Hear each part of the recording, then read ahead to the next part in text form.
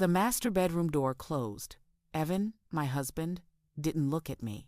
His mother, Lydia, stood behind him, smiling. They said it was only for a week.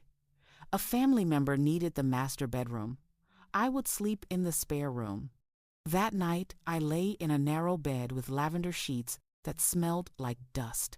Above me, I heard footsteps in the master, laughter, a woman's voice I didn't know.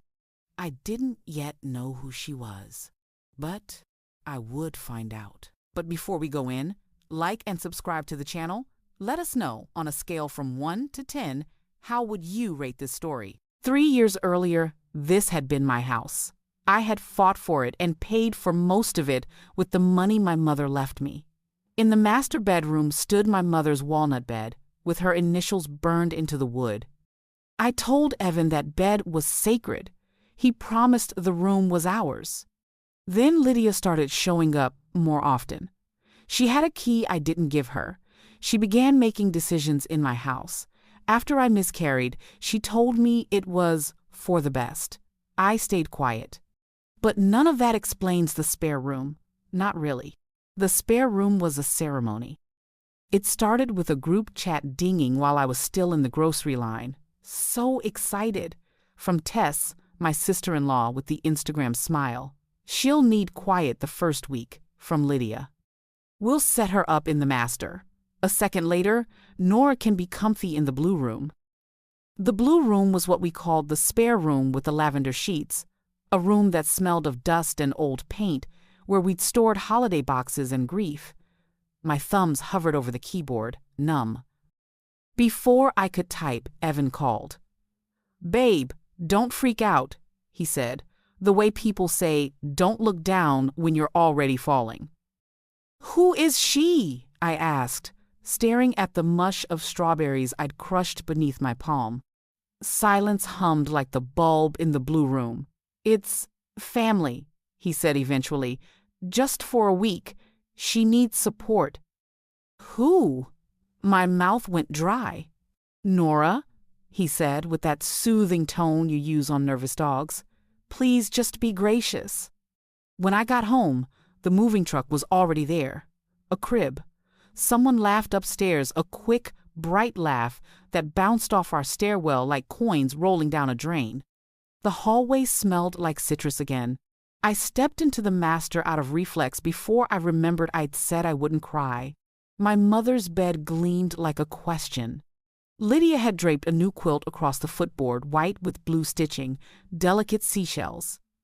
I traced the stitching and felt the thread scratch my finger. The laugh came again. Closer. I knew then, with the red certainty that sits beneath your ribs, it wasn't a week. They moved me to the spare room before dinner. Lydia carried a tower of hangers from our closet. "Some of your things can live upstairs for now," she said, voice sweet as freezer-burned cake. "Be a sport, Nora." Who is she? I tried one last time, but Lydia was already inside my mother's bed, checking the pillow firmness like it was a hotel she'd paid for. Evan lifted the nightstand lamp and wouldn't look at me. I slept in lavender sheets that night and listened to footsteps cross our ceiling, my ceiling, past midnight. The bed springs sang once, and then were quiet. Humiliation tends to be either public or surgical. Mine was both. The next morning, Tess's Welcome Home slideshow went up on her Instagram stories, tagged at our address.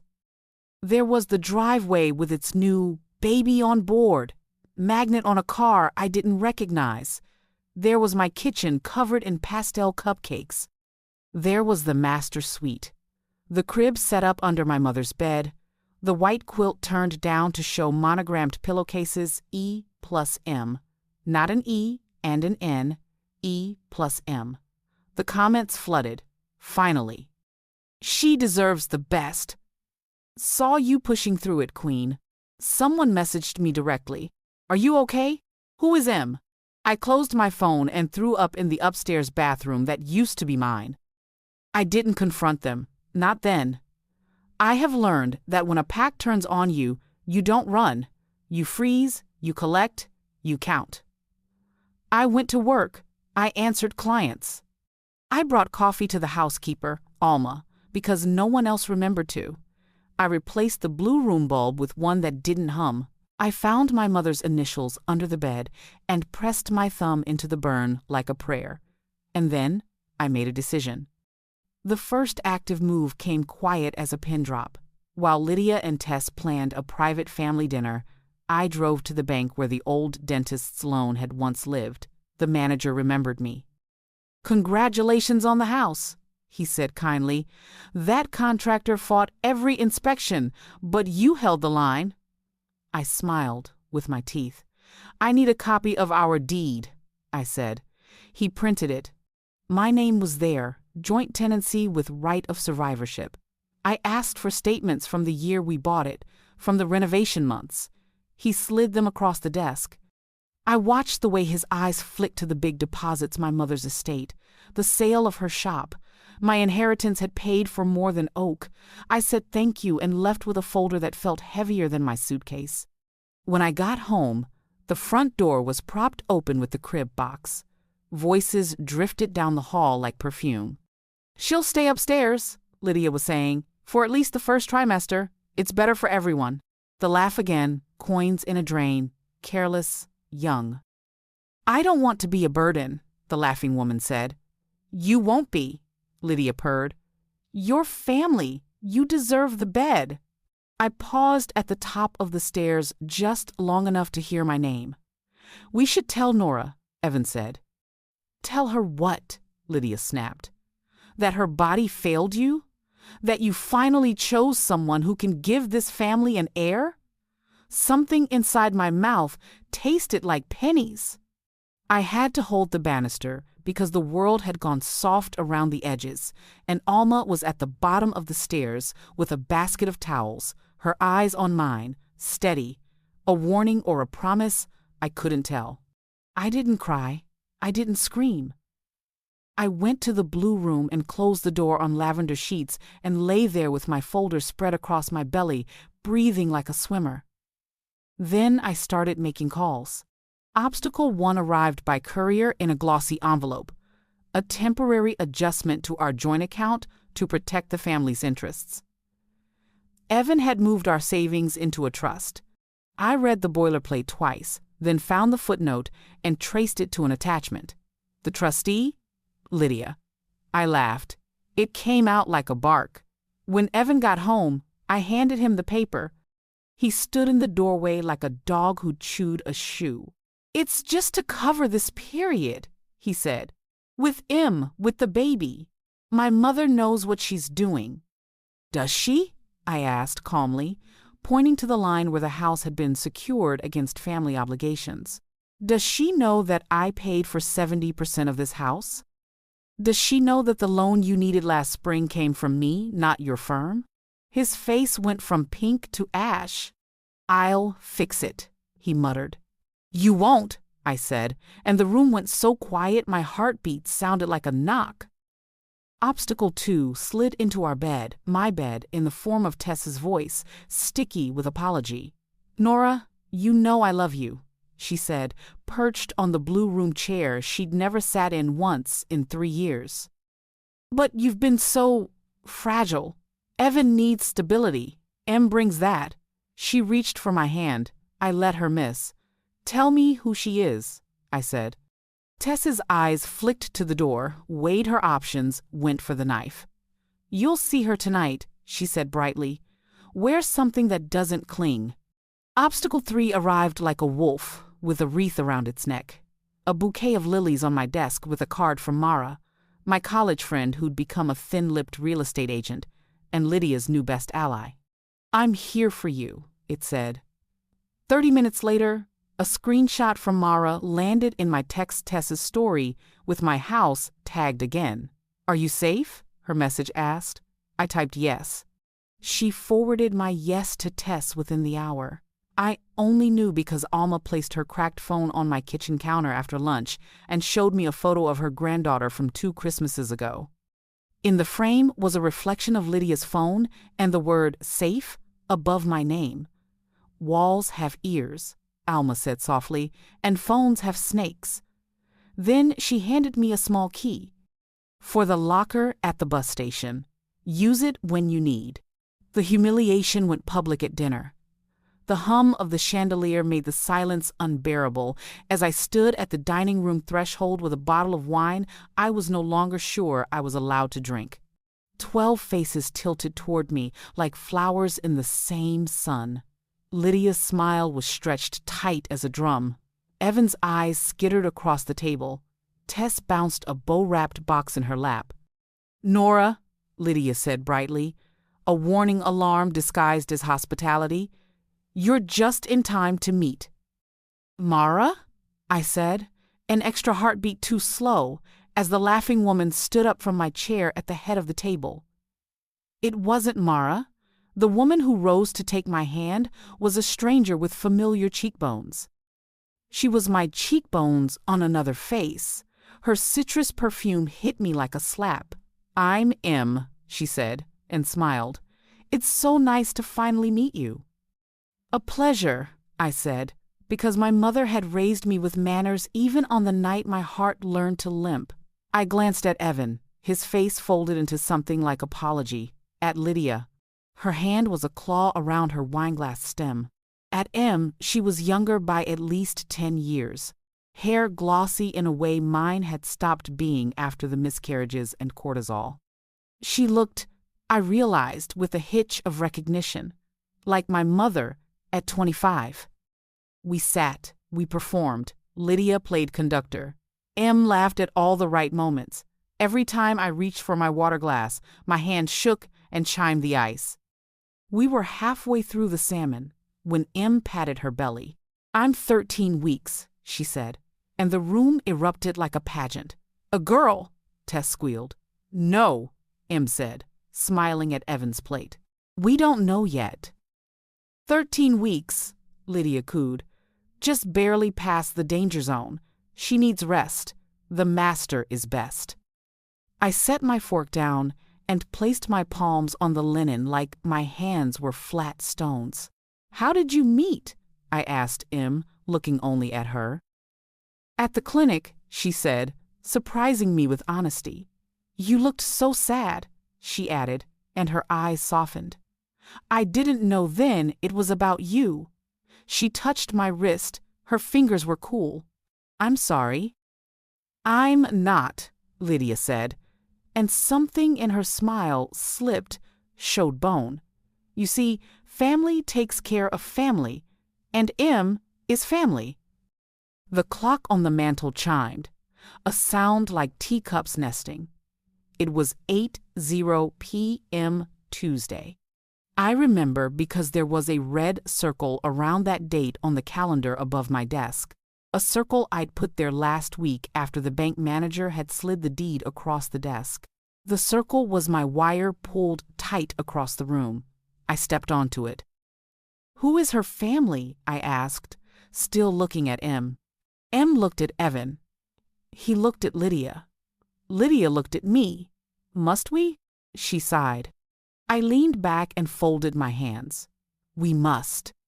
Evan spoke to his plate. We've been." He exhaled. "She's my cousin," he said to the table. And I almost laughed because it was so bizarre, so Lydia, so neat. "My mother's goddaughter," he corrected quickly, as if the words could unbite themselves. "We reconnected at a fundraiser." Tess put a manicured hand to her chest. "Love appears in unexpected shapes," she breathed, as if on cue. Em looked at me, cheeks pink. "It wasn't supposed to be like this," she said softly. "I didn't know." "What?" I asked. "That the bed you're sleeping in belonged to my mother? That the initials you're laying your head beneath were carved the year she married my father? That this house was bought with her saved tips and the sale of her shop after she died?" My voice was calm. Later, I would marvel at this coolness in my bones while everything else burned. "Enough," Lydia said. "Nora, don't embarrass yourself. You and Evan have been barren for years."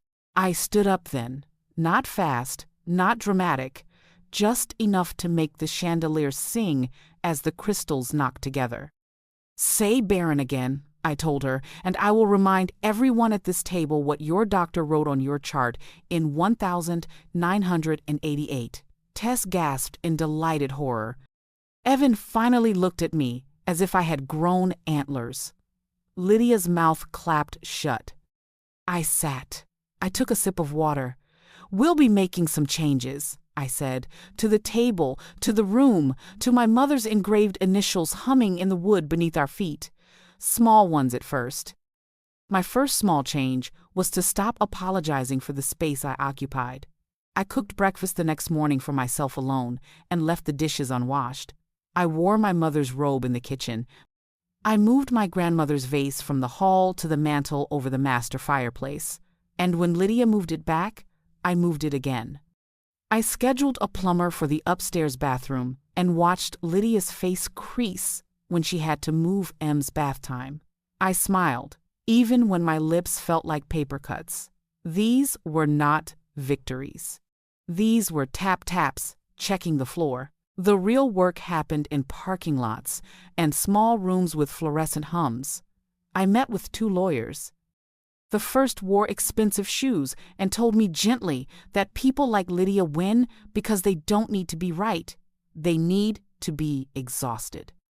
The second met my eyes and said, "Tell me how much money you can hide."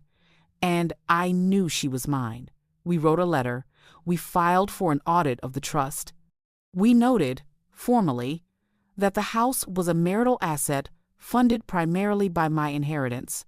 We slid a copy of that letter under Lydia's study door. She responded by changing the locks on the master bedroom when I went to the grocery store. That afternoon, Alma found me sitting on the top stair, my head bowed like a penitent. She set a tray next to me, tea and 2 cookies, and sat. "The spare room mattress is bad for your back," she said. "My cousin's husband can deliver a better one today, cash." I stared at her. She blinked back. "You think no one sees?"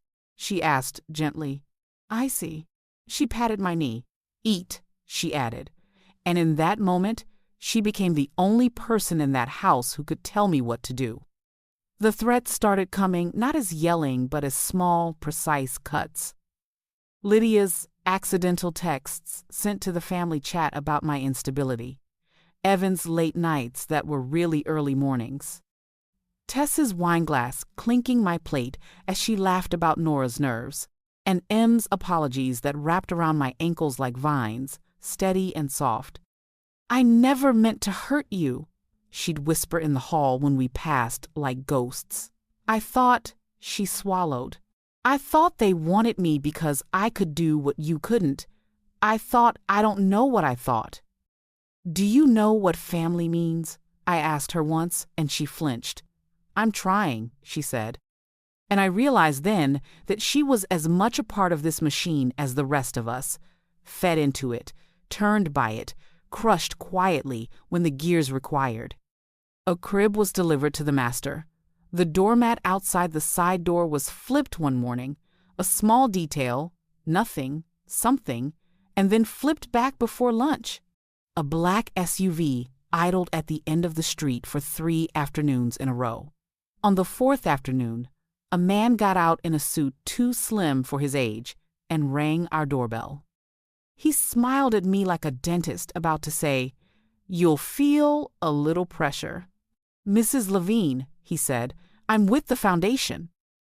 Lydia's foundation, her darling, her cause, and she was on the stairs before his second syllable was done. "Thomas," she trilled, "what a surprise. We were just—" "Board meeting Friday," he said, eyes slicing to me and back. "There are questions about the house expenditures." Lydia blanched so fast I felt the temperature in the hall drop. Who on earth? He shrugged. "An anonymous financial review request. It's standard." He smiled at me again.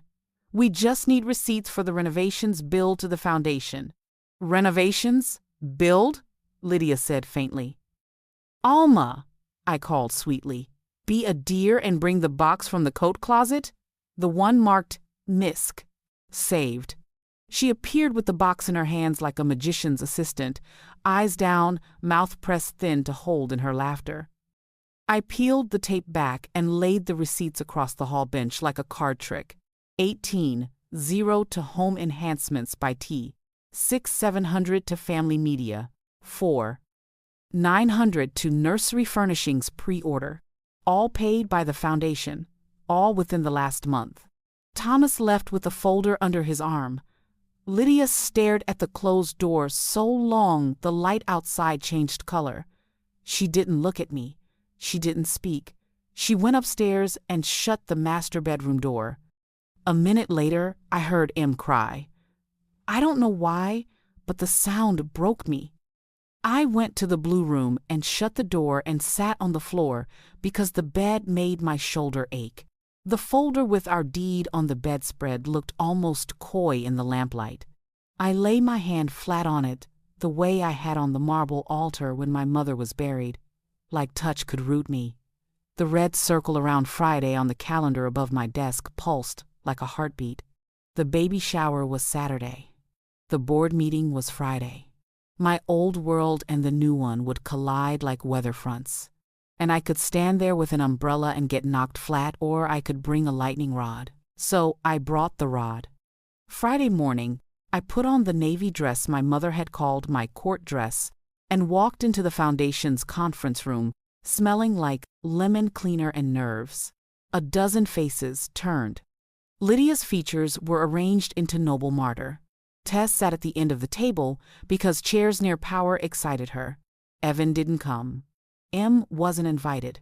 Alma, of course, was invisible. I didn't sit.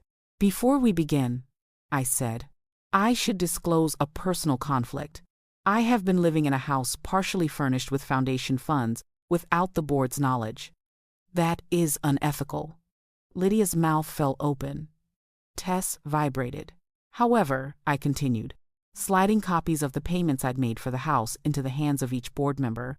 I've also been subsidizing this organization through donations that were, in fact, diverted family monies. This is illegal. I let that word rest in the room a full heartbeat before I continued. I am here to recuse myself and to deliver receipts. The board looked at Lydia. She smiled a smile I had seen her wear at funerals. We are family, she said faintly. We help where we can. And we don't cook our books, the treasurer said, expression iron. He looked at me. Thank you. I didn't wait around for the vote. The citrus perfume was already in the hall when I stepped out. Em stood by the elevator, a blazer over her shoulders like a borrowed fierceness. Did I ruin everything? She asked, eyes too bright. No, I said, surprising us both. You didn't. I pressed the small locker key Alma had given me into Em's palm. Go to the bus station, I told her. Locker 12. There's a blue duffel inside with clothes and 3 prepaid cards. My number is written on the bottom of one. If he yells tonight, if she locks the door, if they move the crib, you take the duffel and you go to the address on the folded paper. You knock and you say, Alma sent me, and you wait. Em stared at the key like it was a live thing. Why would you help me? She whispered. Because you're a woman in a house where men and their mothers make decisions about women's bodies, I said. And because someone helped me once, and I said if I ever got the chance, I would be the hand that opens the door. She started to cry. I wanted to hug her. Instead, I stepped into the elevator and let the door close between us. That night in the blue room, I didn't sleep. The ceiling fan ticked like a slow metronome. At 2:03 a.m., a door upstairs opened and closed very quietly. At 2:07 a.m., a car engine turned over. At 2:12 a.m., a text from an unknown number pinged my phone. Thank you. I stared at the word until the letters blurred. Then I turned the phone face down and slept for the first time in days. Saturday dawned peach and brittle. Balloons clustered on our gateposts, fat and cheerful. The baby shower was scheduled for 1. By noon, My kitchen looked like a bakery had exploded. Lydia walked through it all with a clipboard like a general. Tess arranged little socks on a string like prayer flags. Evan did not appear. I did not ask where he was. I knew. He was driving around the city like a dog who'd lost a scent. At 1 o'clock, the living room filled with women in pastel who had never asked me a single question. I wore red. Lydia clocked it and said nothing.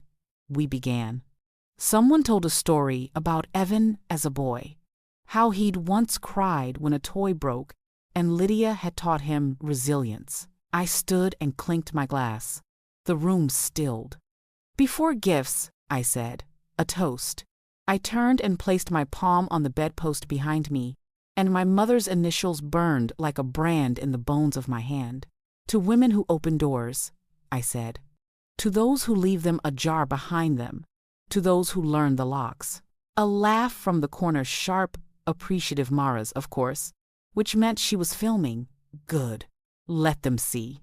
And, I added, to hospitality. I reached behind me and tugged the quilt. The white and blue seashells slid down, revealing the underside of the crossbar and the little burned mark my mother had made. R.E. I traced it for the room to see. This bed belonged to my mother, I said softly. She worked 3 jobs and saved cash in coffee cans and bought it on layaway. When she married my father, she carved her initials here so no one could ever say it wasn't hers. Tess stirred like a child caught with her hand in the dough. Lydia smiled a needle. Darling, this is a party. It is, I agreed, and set my glass on the bedside table. Which is why I brought gifts. I opened my leather portfolio and began to pass out manila envelopes, not unlike the ones I'd passed out at the foundation. Inside each, a copy of our deed, a timeline of payments, photos of Tess's stories with the E+M monogram glowing like a neon confession.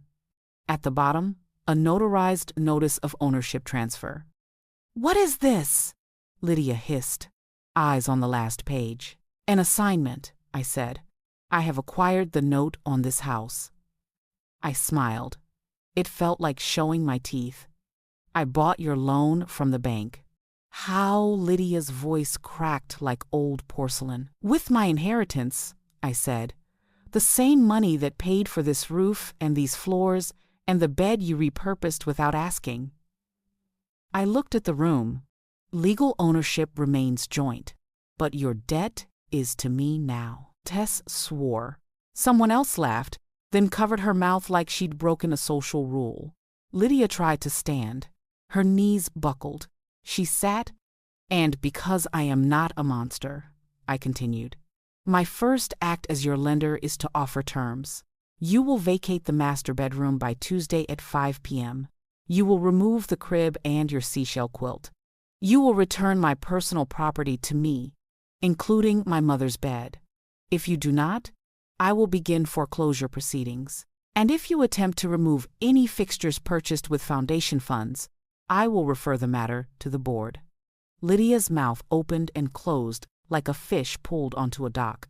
You wouldn't. I would, I said. And I will.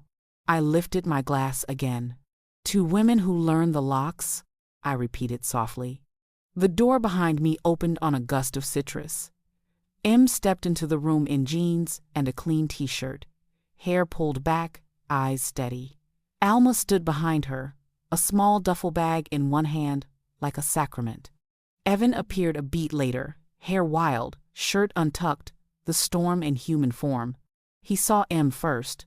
Relief broke over his face and then cracked when he saw me. The room turned toward him like a field of wheat in a sudden wind.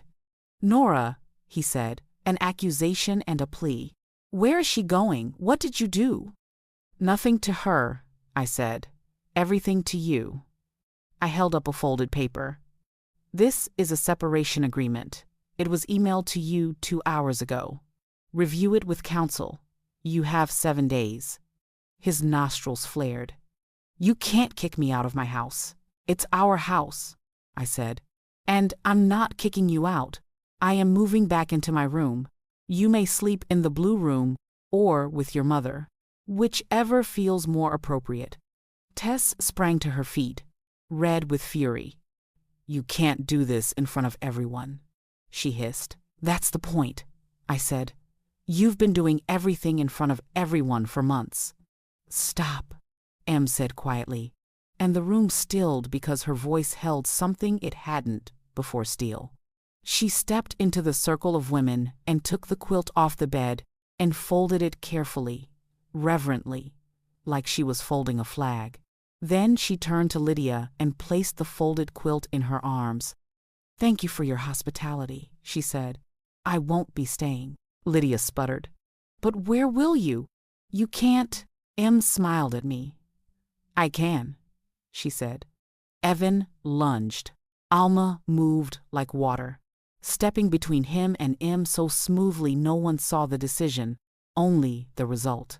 Her voice, when it came, was a blade wrapped in velvet. If you touch her, she said, I will call the woman who answered the hotline when I called the last time you threw something, and she will call the officer who owes my cousin a favor. And he will come. Evan froze.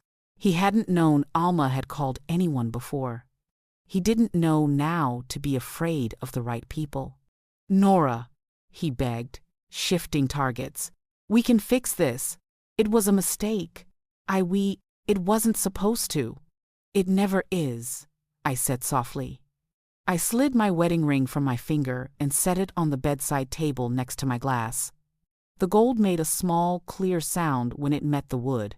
Symbolic moments in life rarely feel like fireworks.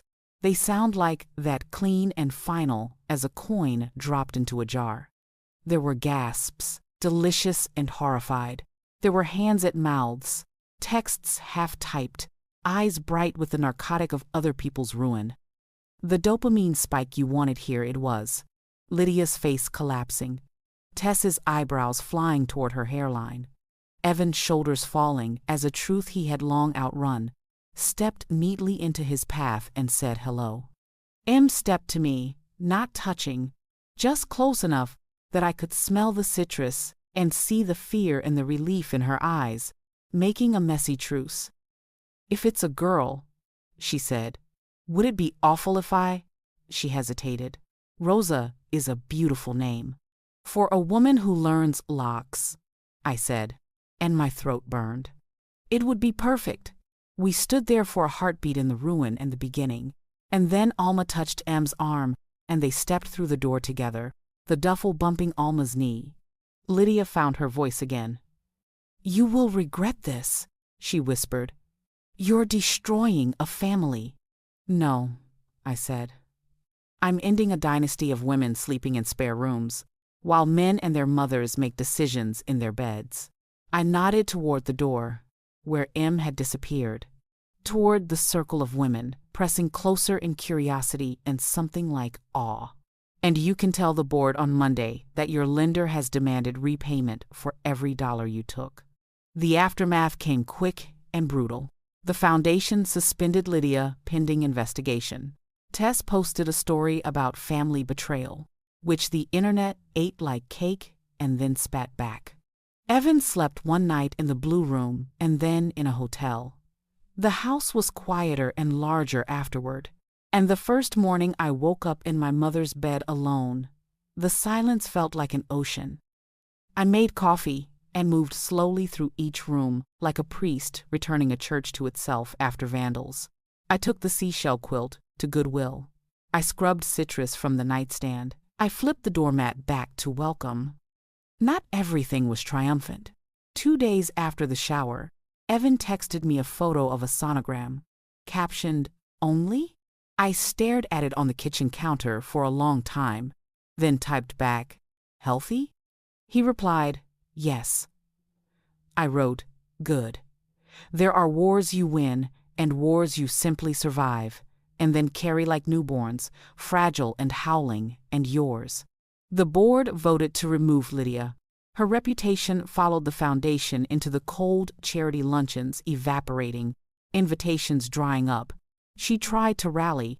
She always had. But humiliation is a carnivore. It eats what you feed it. She had fed it for years. it finally turned. Tess drifted. Her brand shifted from family first to self-care overnight. The comments were cruel in the way I had learned not to read. But sometimes at 2 a.m., grief makes you do unkindnesses to yourself. I read anyway. I learned the words strangers choose when they mean you got what you deserved. Evan hired a lawyer who had once been chewed by Lydia like a bone. He tried a flurry of intimidation, the trust, a rumor about my instability, an offer so insulting my lawyer laughed. In the end, he signed. They always do when the paper is heavy enough and your quiet is relentless. I thought the last twist had passed, the courage spent, the trick exposed. But there was one more door. 2 months later, the hummingbird clock on the landing finally stopped. The repairman shrugged. "Worn out," he said. I nodded. "Aren't we all?" That Thursday, the doorbell rang. I opened it to find a woman in a navy blazer and sensible shoes, holding a folder close to her ribs. Behind her stood a smaller, ghost-like figure, in a hoodie with the hood up despite the heat. The woman smiled, a bureaucratic smile. "Miss Levine? I'm with Family Services. I'm here with Miss Martinez." M pushed her hood back. She was paler and more tired and more beautiful, in a way that had nothing to do with bone structure. Her hand was on her stomach, not protective, just present. "Hi," she said softly. I didn't know where to go. I stepped aside. "You're home," I said before I could think. She walked into my hallway as if she'd been born there, and the air changed, as air does when a window is opened and the room remembers it has lungs. Family Services explained the practicalities. M had left Lydia's house 2 hours earlier after Lydia threw a bowl at the wall. The shards had cut M's arm. There was a report. There would be a hearing. Temporary placements. Recommendations. "Here," I said. "She will stay here." The woman hesitated. "There's the matter of your separation. And liability. And the child. Her safety," I said. "Put that at the top of your form. Everything else goes under it." They left her with me. I made tea and watched her curl around the mug like heat was a language she was learning. "I didn't know what family meant," she whispered eventually. "Lydia told me it was obedience dressed up like love." "It's sometimes that," I said. "It's also keys and receipts and women knocking on doors for each other." Evan came the next day and stood on the porch and begged. "I didn't let him in," he yelled. I closed the door. He cried like a child at the bottom of the stairs until Alma walked past him with her grocery bag and said, without stopping, "Hush." He hushed. M slept in the blue room for 2 nights because it's funny how cycled pain can be sweet when you choose it.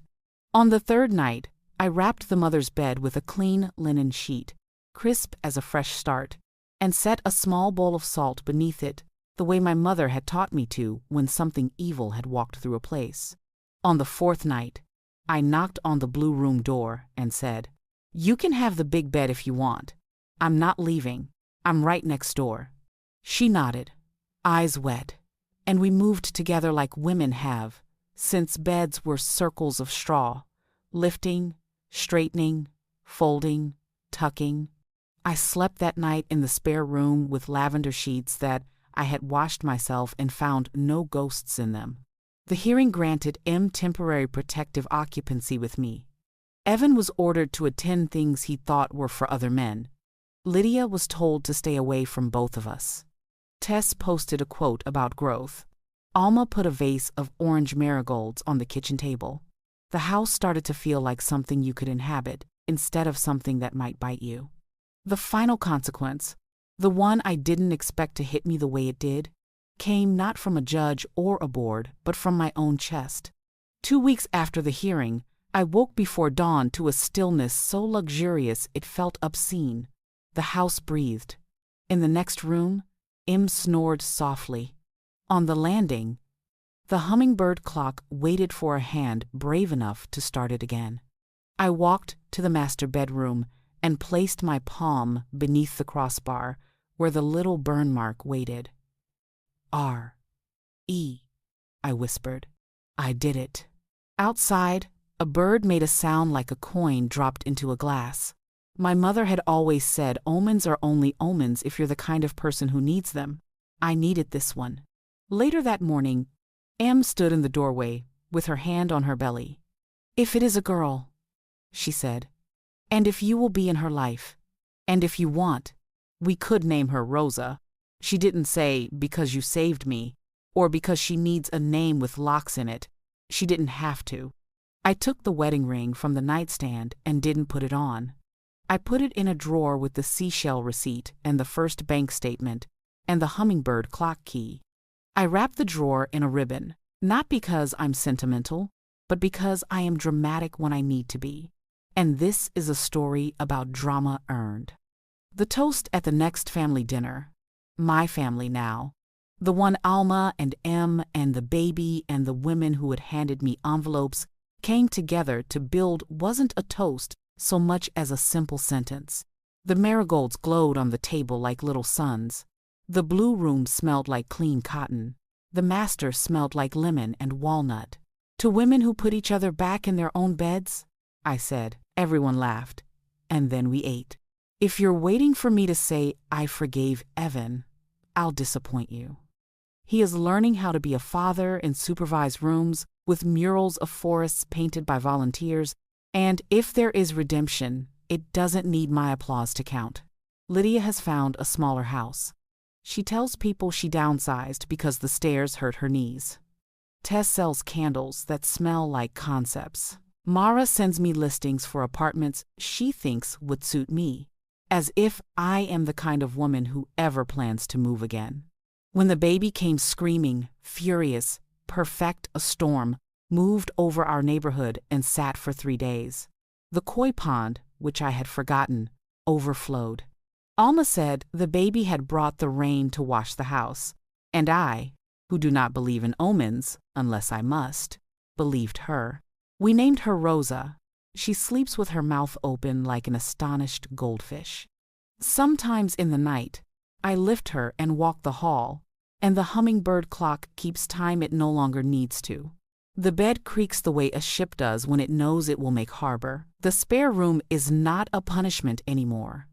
It is a guest room, a nursery overflow, a place where a woman might nap in the afternoon and wake with her hair pressed to her cheek and the smell of lemon in the air and no fear at all. I told this story not for vengeance but for instruction. If anyone in any house tells you the master bedroom is not yours when you bought it in blood and cash and grief, learn the locks. If they move you to the spare room, count the steps back. Tape your receipts to your ribs if you have to. Find your almas. Watch the doormat. Put red circles around your dates. Throw your ring on the wood and let the sound teach you your own name. And when they ask who took your bed, tell them, "I did. I took it back." And then I placed a newborn in the middle of it and let her learn that the first roof she slept beneath was held up by women who refused to sleep on the floor.